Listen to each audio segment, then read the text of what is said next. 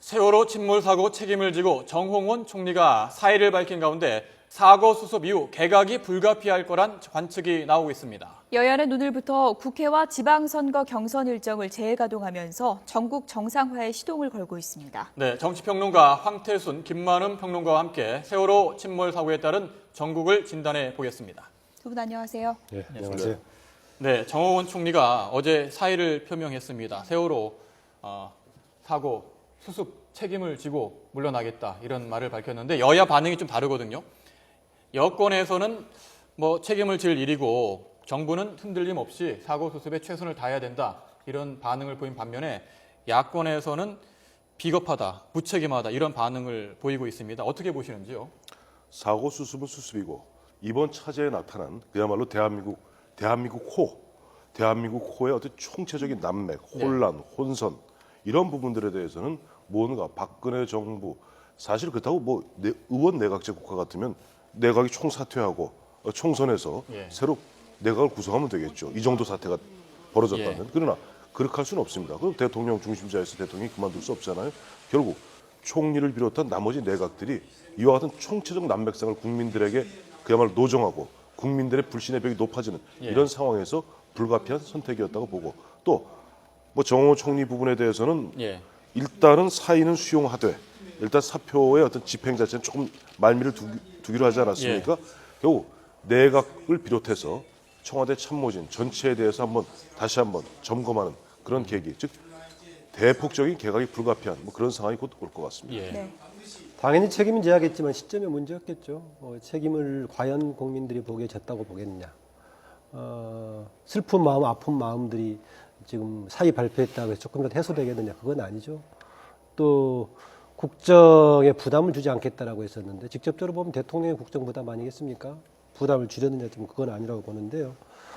그래도 어쨌든 간에 본인은 그런 표현을 했고 당분간은 그래도 이제 수습될 때까지는 좀 일을 수행하겠다고 하니까는 그렇습니다. 만약에 정홍원 총리가 상당한 정도 자주적으로 무슨 일을 수행한다거나 이번에 컨트롤 타워에서 결정적인 역할을 했다. 그러면은 이제 사의라든가 사표라는 것이 굉장히 중요한 분기점이 되겠지만 그동안에 총리로 있으면서도 별 역할을 사실상 못했죠.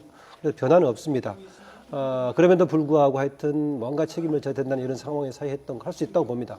대신 이것을 혹시 이것만을 가지고 국민 전환을 시도하는 것을 이용하려고 했다. 꼬리 자르기 시도했다라고 하면 문제가 커진다고 봐지고요.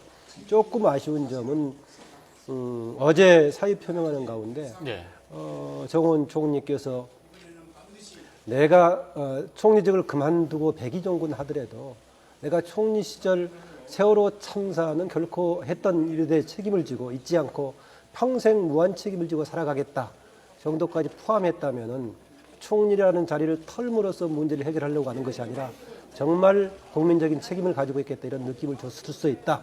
그런 좀 아쉬운 느낌을 합니다. 네. 어쨌든 정홍원 총리가 사의를 표명하면서 이제 개각 얘기가 더 크게 불거지고 있는 건 사실인 것 같습니다. 그렇죠. 만약 이루어진다면 어느 시점에 어느 폭이라고 예상하십니까? 그렇죠. 어제 박근혜 대통령도 정홍원 총리에 대해서 일단 사의는 수용하되 어떤 사표의 어떤 집행 자체는 조금 보면 사태가 어느 정도 수습된 다음에 하겠다. 물론 무엇을 기준으로 어느 시점에서 그 사태 수습으로 볼 것인가 하는 부분에 대해서는 결국 정부와 실종자 가족들 간에 뭔가 합의를 이루어내야 될 거예요. 합의를 이루어낸 상태에서 수습이 된다면 그 시점은 대략 5월 중순경쯤이 되지 않겠는가. 지방선거 전이라고 보시는 지방선거 전이라고 봐야 되겠죠. 그리고 예를 들어서 지금 정홍원 총리는 우리나라 헌정사의 최초의 시한부 총리입니다. 우리나라 헌정사의 시한부 총리는 없었습니다. 이른바 총리 설인이 있었어도 시한부 총리로서 대통령이 사실상 사표는 수리했을 때 이 세월호 문제 그리고 나머지 문제를 갖다가 정리하고 즉 백의종군하고 가라 하고 내준 어떻게 보면 역대 가장 제대로 소신껏 일할 수 있는 총리입니다. 앞으로도 시한부 총리이기 때문에 그동안 잘못되었던 부분들 본인이 지난 1년 426일 동안 총리하면서 제대로 못 챙겼던 부분들 이번 부분에 세월호를 갖다 중심으로 해서 특히 보면은 현장에서 이번 사태를 수습하는 그 공무원들을 갖다가 좀 다그치고 옥죄면서 한다면은 본인이 어제 기자회견하면서 그렇게 국민들께 죄송하다 사과했던 부분을 갖다가 실천으로서 어느 정도 실현할 수 있는 또 계기도 될 수 있다. 하는 그런 생각이 오히려 소신을 더 발휘할 수 있다는 의견이신데 그렇죠. 이미 사의를 밝힌 총리가 그 전에도 현장에서 제대로 지휘를 못했다는 비판이 나온 상황에서 이미 사의를 밝힌 총리한테 과연 제대로 따를 수 있는 공무원들이 얼마나 되겠냐는 지적도 있거든요. 어떻게 보시는지요? 황 의원 지적처럼 오히려 이럴 때 역발상적으로 그동안에 못했던 걸 할 수를 기대할 수는 있을 겁니다. 그러나 가능하겠느냐? 지난 14개월 동안 못했고 이 위기 시에도 못했는데 그래서 어차피 소극적인 역할을 할 수밖에 없더라는 거고요. 당분간은 지금 오늘에서 이제 아까 마지막 한 명까지 이렇게 해서 지금 113명이 남았나요? 실종 상태가요. 실종자 113 명이죠. 이렇게 상태인데 이 부분을 좀 예. 집중해야겠죠. 다만 그동안에 이렇게 정부가 중심이 돼서 운영된다고 했지만 과연 이 재난 지금 이번에 구조 수색 과정에서 정부가 중심이 있었느냐라는 것에 의심이 갈 정도였는데 나머지 예. 기간 동안 정비에 사는 역할이 필요하겠고요.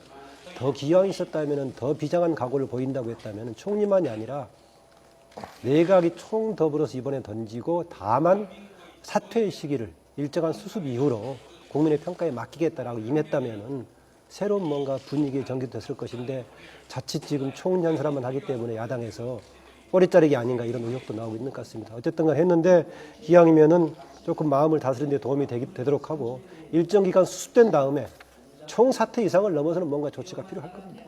예. 그럴 수밖에 없을 겁니다. 그리고 보면 이번에 보면은 세월호 문제, 세월호를 갖다가 우왕좌왕하고 이랬던 것도 문제지만은 기본적으로 그동안 사실은 보면 박근혜 정부 1기 내각이 너무나 뭐랄까 개각 요인이 너무 많이 쌓여왔어요. 지난해만 해도 세제 개편 문제도 보면 그야말로 국민들에게 실망 주었죠. 기초연금 문제도 그랬죠. 여러 가지 문제들이 누적되어 온 상태에서 특히 보면 박근혜 정부에서 굉장히 뭐랄까 야심차게 신설했던 국가안보실도 보면 실제 보면 컨트롤타워 전혀 못하는 가운데 예. 우리 국가안보실은 재난타워가 아닙니다. 그 국민들 가슴에 또 하나의 불신의 벽을 또 쌓은 겁니다. 이런 부분에서 뭐 총체적인 그런 어떤 뭐랄까 재정비 불가피하다고 봅니다. 네. 이제 개각을 좀 구체적으로 전망을 해보면요. 어느 선까지 포함될 거라고 보십니까? 그게 지금 뭐 흔히 얘기하면은 이번에 직접 관련된 부처, 무슨 안전행정부, 해수부, 뭐 교가부 뭐 이 정도를 얘기하고 예. 있는데 그건 추후의 문제라고 보고요. 저는 총사퇴 그 이상도 할 수 있어야 된다라고 보고요. 다만 현실적으로 국민들이 어느 정도 용인할 것인가 반례가 일부 있을 수 있겠지만은 총사퇴하는 수준으로 가야 된다라고 봅니다. 예. 이게 사회 여러 군데서 지금 대한민국에 대한 근본적인 개조가 필요하다라고 얘기하고 있고 청와대에서도 그런 얘기가 흘러나오고 있죠. 그리고 어제 야당의 공동 대표들도 대한민국의 기본에 대해서 근본적인 재정금이 필요하다, 범사회적인 재정금이 필요하다는 시점이기 때문에 같이 봐야 될 것입니다. 그래서 뭐 총리가 바뀐다거나 내각이 바뀌는 수준 이상의 근본적인 변화가 있어야 될 것입니다. 이 변화에는 당연히 우리가 사회 바닥에서부터 모든 공동체 문제, 정부까지 바뀌어야겠지만은 가시적으로는 일단 정부가 앞장설 수밖에 없을 것이다. 그러면 정부가 앞장서는데 정부는 그 개조의 주체만 정부냐라고 봤을 때 박근혜 대통령과 청와대, 정부 역시도 근본적인 개조의 대상이다. 그 점에서 보자면 박근혜 대통령의 발상의 전환, 그 가시적인 징표로서 내각의 총사퇴를 포함한 아니면 그 이상을 할 수 있는 거 던져놓고 나서 예. 그 다음에 현실적으로 계속 할 수밖에 없는 부분, 네. 아니면 국민들이 용인하는 부분, 그것은 그 다음의 문제라고 봐집니다. 예. 예전에 김대중 대통령까지만 해도 사실은 대통령이 여당, 집권 여당의 총재였습니다. 이와 같은 엄청난 사태가 벌어지면 항상 언론에서 나왔던 이야기, 또 실제 그렇게 실행에 옮겼습니다만 당정청에 대한 전면 쇄신입니다. 당과 예. 정부와 청와대에 대해서 전면 쇄신하고 그래야만이 국민들이 이 정부가 그래도 나름대로 의지를 갖고 있구나 믿습니다. 국민들이 신뢰하지 않는 정부는 그야말로 사상 누각입니다. 그러나 현재 같은 경우는 노무현 대통령 이후에는 대통령이 당의 당원이긴 하되 예. 총재가 아니에요. 그러니까 당을 개편하기는 어렵습니다만 지금 새누리당 같은 경우 마침 보니 5월 8일 원내대표 경선 있고 7월 14일 전당대회 있습니다. 그러니까 당은 당대로 보면 이번 사태로서 빚어졌는 어떻게 보면 새로운 어떤 발상의 전환. 예. 결국 대한민국은 IMF 이전과 이후에 한번 큰 분수령이 있었고 이번에 세월호를 중심으로 세월호 이전과 세월호 이후가 나뉘는 분수령이 되어야 됩니다.